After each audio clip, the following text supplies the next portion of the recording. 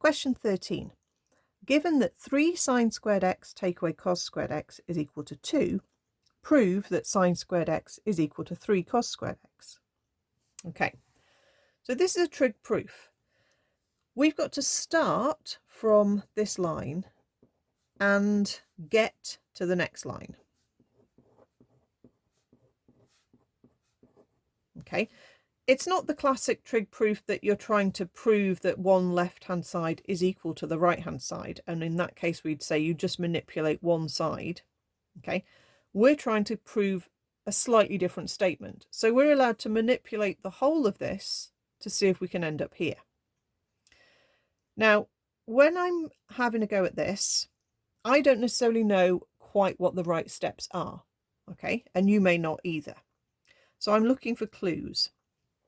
And I can see that there's 3 on the sine squared x here, and that's now a 3 on the cos squared x. And remember, you have your trig rule.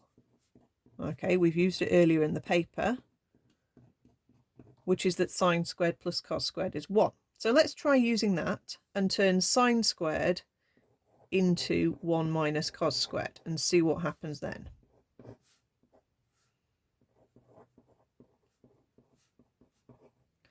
Let's time that out, see where that gets us.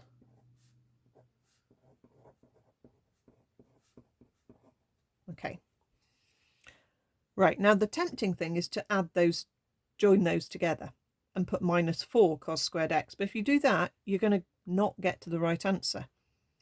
We're trying to get to this line, and there is a 3 cos squared x on the right-hand side. So let's just hop this term over onto that side and ignore that one, and we're not going to join it to that. Okay, and that would give us 3 take away the cos squared x that we've got there is equal to 2 plus 3 cos squared x. Okay, now we need to move the 2 back again, so let's bring the 2 back again. 3 take away 2 is 1. And can you see that that's now worked, because now we can change 1 take away cos squared x and turn that into sine squared x. So that was really quite sneaky, because you actually ended up needing to change both of these, okay, which is not normally what we would do. Okay, generally we change one of them, but then the thing was not to join these 2 cos squared terms together, okay, but actually to go, well, actually I want 3 of them over on the right hand side. Okay, so that's the sort of question that you actually might have got quite tangled up on. But if that was the case, you haven't lost all 4 marks. If you've attempted it, you're probably getting a method mark, and then you're probably only losing 1 mark if you didn't quite get there. And if you don't, never mind, you just write it down and carry on. So sine squared x is equal to 3 cos squared x, and it says hence or otherwise find the possible values of tan x. So when it says hence, you carry on from the point you've got to. You use the answer that you've just got, or you use an earlier bit of the question. If it says or otherwise, it means there might be another method to do it, but actually we're probably pointing you in the direction of the most obvious method anyway. Okay, so just bear that in mind. So we've got to this line.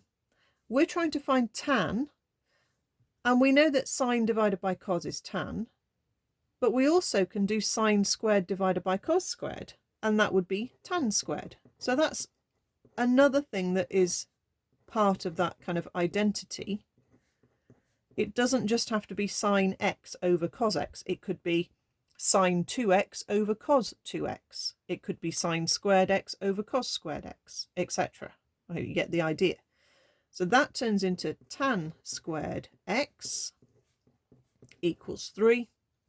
And then if we square root, and we remember to do a plus or minus as we do our rooting step, we get plural values of tan x. And it doesn't need us to go any further and solve that, so we can just stop there with our answer. So even if we had got a bit muddled up on the proof, we can still pick up the answer marks here. We might not lose that many marks anyway, even if you get tangled up on a question.